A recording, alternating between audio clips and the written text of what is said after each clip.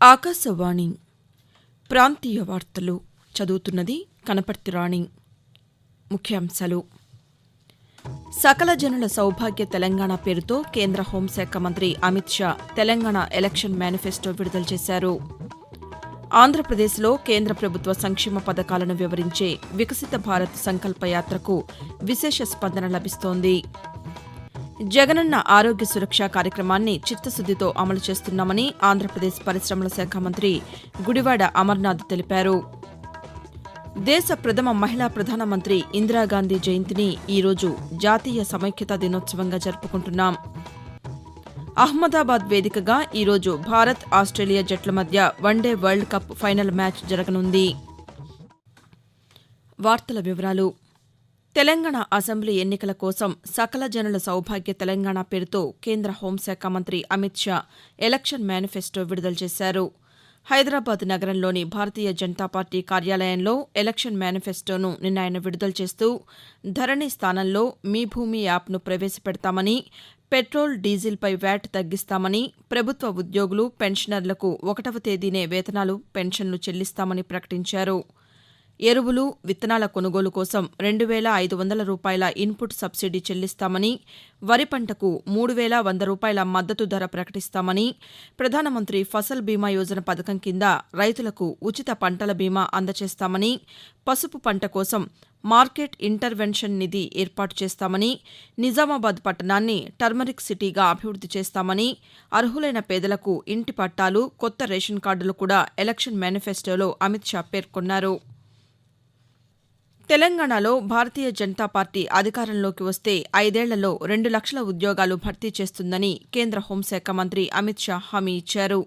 రాష్ట్ర అసెంబ్లీ ఎన్నికల ప్రచారంలో భాగంగా గద్వాల్, వరంగల్ నగరాల్లో నిన్న భారతీయ జనతా పార్టీ నిర్వహించిన సకల జనుల విజయ సంకల్ప సభలో ఆయన మాట్లాడుతూ ప్రజలకు అయోధ్య రామాలయం ఉచిత దర్శనానికి ఏర్పాట్లు చేశామని పేర్కొన్నారు.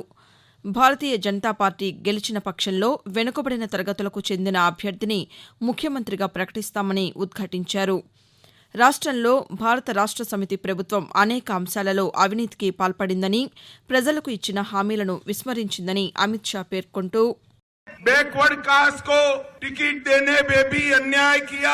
सबसे ज्यादा टिकट बैकवर्ड क्लास को देने का काम भारतीय जनता पार्टी ने किया। टीआरएस पार्टी ने शराब घोटाला भी किया। मिशन काकतीय में 22,000 करोड़ का भ्रष्टाचार किया। भारतीय जनता पार्टी की सरकार बना दीजिए, 5 साल में 2.5 लाख युवाओं को transparent తరీకే say Bhrashtachar బగైర్ Naukri they. తెలంగాణలో గత 10 ఏళ్లుగా భారత రాష్ట్ర సమితి బీఆర్ఎస్ చేపట్టిన మంచి పనులను ప్రజలు గమనించాలని ముఖ్యమంత్రి కె చంద్రశేఖరరావు విజ్ఞప్తి చేశారు.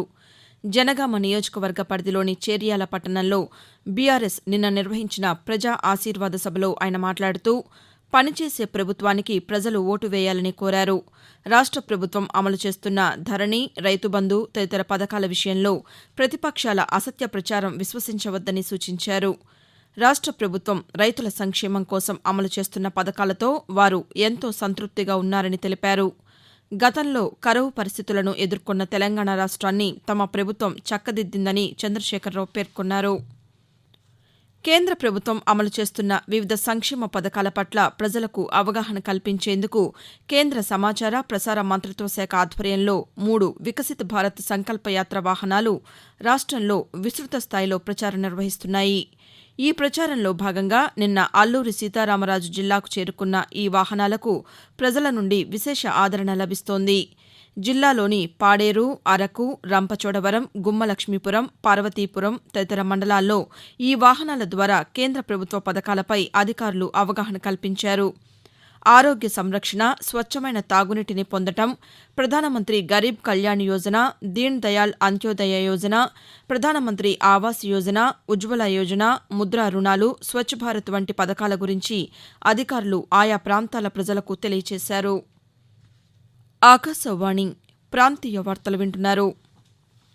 జగనన్న ఆరోగ్య సురక్ష కార్యక్రమం ద్వారా ఆంధ్రప్రదేశ్ను ఆరోగ్య ఆంధ్రప్రదేశ్గా తీర్చిదిద్దడానికి రాష్ట్ర ప్రభుత్వం అన్ని విధాలా కృషి చేస్తోందని పరిశ్రమల శాఖ మంత్రి గుడివాడ అమర్నాథ్ తెలిపారు. విశాఖపట్నంలో నిన్న జరిగిన జిల్లా పరిషత్ సర్వసభ్య సమావేశంలో ఆయన మాట్లాడుతూ జగనన్న ఆరోగ్య సురక్ష కార్యక్రమం కింద ఆరోగ్య సిబ్బంది రాష్టంలోని ప్రతి గృహాన్ని సందర్శించి పరీక్షలు నిర్వహించి ప్రజలను ఆరోగ్యవంతులుగా చేసే బృహత్తర కార్యక్రమాన్ని ప్రభుత్వం అమలు చేస్తోందని తెలిపారు. ఈ రోజు దేశ ప్రథమ మహిళా ప్రధానమంత్రి ఇందిరాగాంధీ జయంతిని జాతీయ సమైక్యతా దినోత్సవంగా జరుపుకుంటున్నాం. 1917 నవంబర్ 19న ఉత్తరప్రదేశ్లోని ప్రయాగ్రాజ్లో జన్మించిన ఇందిరాగాంధీ భారత ప్రధానమంత్రిగా 2 పర్యాయాలు, కేంద్ర మంత్రిగా పలుసార్లు దేశానికి సేవలు అందించారు. దేశానికి ఆమె అందించిన సేవలకు గుర్తుగా భారతరత్న పురస్కారంతో కేంద్ర ప్రభుత్వం సత్కరించింది. 1984 అక్టోబర్ 31వ తేదీన ప్రధానమంత్రిగా కొనసాగుతున్న తరుణంలోనే హత్యకు గురైన ఇందిరాగాంధీ భువనేశ్వర్లో చిట్టచివరిగా చేసిన ప్రసంగంలోని కొన్ని మాటలను ఈ సందర్భంగా విందాం. मुझे चिंता नहीं है कि मैं जीवित रहूं या नहीं रहूं, मेरी लंबी उम्र रही है और मैं ये इस पर मुझे अगर गौरव किसी चीज पर है तो इस पे है कि सारा जीवन मेरा सेवा में गया, केवल इसके गौरव है और किसी चीज नहीं. ఉవ్వెత్తున ఎగసిపడిన కడలి కెరటాలతో కృష్ణా జిల్లా దివిసీమను అతలాకుతలం చేసి మరుభూమిగా మార్చిన అత్యంత విషాద దుర్ఘటనకు నేటితో 46 సంవత్సరాలు పూర్తయ్యాయి. 1977 నవంబర్ 19వ తేదీన సంభవించిన ఈ ఉప్పెన దివిసీమ ప్రాంతంలోని నాగాయలంక, కోడూరు మండలాల్లోని అనేక గ్రామాలను తుడిచిపెట్టి భారీగా ప్రాణ, ఆస్తి నష్టానికి కారణభూతమైంది. ఆనాటి ఉప్పెన భయం ఈనాటికి ఆ ప్రాంత వాసులను ఇంకా వెన్నాడుతుందంటే అది ఎంత విషాద స్మృతులను మిగిల్చిందో విదితమవుతోంది. ఉప్పెన నష్టాన్ని తీర్చడానికి యావత్ ప్రభుత్వ యంత్రాంగం, స్వచ్ఛంద సంస్థలు కదలివచ్చి ముమ్మర సహాయ కార్యక్రమాలు చేపట్టి బాధితులను అక్కున చేర్చుకున్నాయి.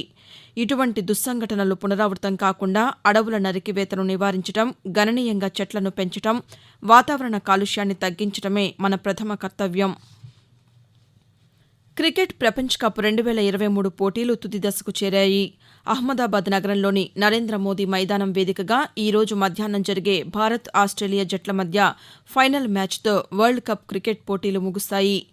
వరుసగా 10 విజయాలు సాధించి ఓటమి ఎరుగని జట్టుగా ఫైనల్ మ్యాచ్లో ప్రవేశించిన టీమిండియా అదే ఉత్సాహంతో ప్రపంచ్ కప్ సాధించాలని కృతనిశ్చయంతో ఉండగా, వరుసగా 8 విజయాలు సాధించిన ఆస్ట్రేలియా కూడా కప్ గెలుచుకోవాలని అంతే పట్టుదలతో ఉంది. ప్రపంచంలోనే 2 పటిష్టమైన జట్లుగా పేరుగాంచిన భారత్, ఆస్ట్రేలియా ఫైనల్ మ్యాచ్ని వీక్షించడానికి ప్రపంచవ్యాప్తంగా క్రికెట్ అభిమానులు ఎంతో ఉత్కంఠగా, ఆసక్తిగా ఎదురుచూస్తున్నారు. వరల్డ్ కప్ను గెలుపొందే విషయంలో అటు టీమిండియా, ఇటు ఆస్ట్రేలియా జట్ల సారథులు రోహిత్ శర్మ, పాట్ కమిన్స్ ఆశాభావంతో ఉన్నారు. అత్యంత ప్రతిష్టాత్మకమైన వరల్డ్ కప్ను తాము గెలుచుకుంటామని టీమిండియా సారథి రోహిత్ శర్మ ధీమా వ్యక్తం చేశారు. ఆస్ట్రేలియా కెప్టెన్ పాట్ కమిన్స్ మాట్లాడుతూ టీమిండియా జట్టులోని మహ్మద్ షమీని ఎదుర్కోవడం కష్టమని తాను భావిస్తున్నానని వ్యాఖ్యానించారు. రోహిత్ శర్మ సారథ్యంలోని టీమిండియా జట్టు సంచలన విజయాలు సాధిస్తోందని అన్నారు. ఉభయ జట్ల సారథులు మ్యాచ్ జరిగే పిచ్ను నిన్న పరిశీలించారు. వరల్డ్ కప్ ఫైనల్ మ్యాచ్ను అతిరథ మహారథులు వీక్షించనున్నారు. స్టేడియంకు వెళ్లి మ్యాచ్ను ప్రత్యక్షంగా తిలకించే వారిలో ప్రధానమంత్రి నరేంద్ర మోదీ, ఆస్ట్రేలియా ఉప ప్రధాని రిచర్డ్ మార్లెస్తో సహా ఎందరో ప్రముఖులు ఉన్నారు. ఫైనల్ మ్యాచ్ కోసం అహ్మదాబాద్ నగరంలో పోలీసులు కనీ విని ఎరుగని భద్రతా ఏర్పాట్లు చేశారు. ప్రాంతీయ వార్తలు ముగించే ముందు ముఖ్యాంశాలు మరోసారి. సకల జనుల సౌభాగ్య తెలంగాణ పేరుతో కేంద్ర హోంశాఖ మంత్రి అమిత్ షా తెలంగాణ ఎలక్షన్ మేనిఫెస్టో విడుదల చేశారు. ఆంధ్రప్రదేశ్లో కేంద్ర ప్రభుత్వ సంక్షేమ పథకాలను వివరించే వికసిత భారత్ సంకల్ప యాత్రకు విశేష స్పందన లభిస్తోంది. జగనన్న ఆరోగ్య సురక్ష కార్యక్రమాన్ని చిత్తశుద్దితో అమలు చేస్తున్నామని ఆంధ్రప్రదేశ్ పరిశ్రమల శాఖ మంత్రి గుడివాడ అమర్నాథ్ తెలిపారు.